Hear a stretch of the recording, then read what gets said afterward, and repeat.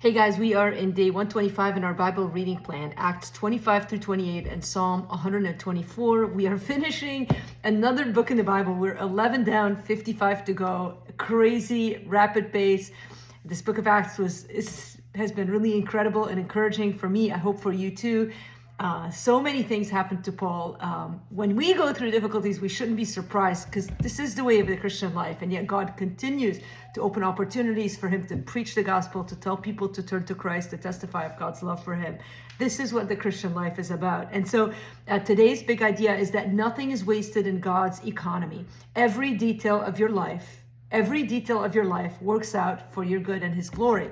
And in today's reading, of course, we see it in the storm that happens. This is an incredible story, slightly longer reading, I suppose, but it's a story, so it sort of moves along quite well. Starting off first where he's in Caesarea, testifying before Felix and telling of the gospel. And he always kind of goes back to, here's what happened to me, and this is what the Lord has done, and this is why you need to believe too.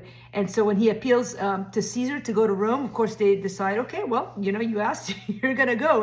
And he gives his defense before Agrippa, and there's a point where he even almost convinces, I think it's at the middle of chapter 26, where King Agrippa, is confronted. At some point you can hear a story, but there's a point where Paul says, okay, now you got to decide.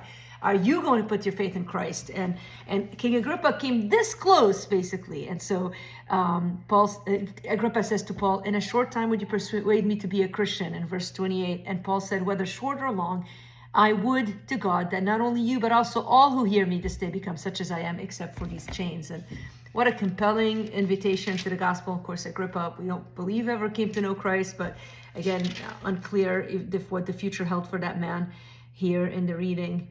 But Paul, it just the directness, the boldness, and the bringing people to a point of decision. Don't be afraid to bring people to a point of decision. Now, they go to Rome, and Paul warns them there's going to be a storm. But of course, they don't think he knows anything about what he's talking about. And that's okay. Sometimes you're going to tell people what God might be showing you.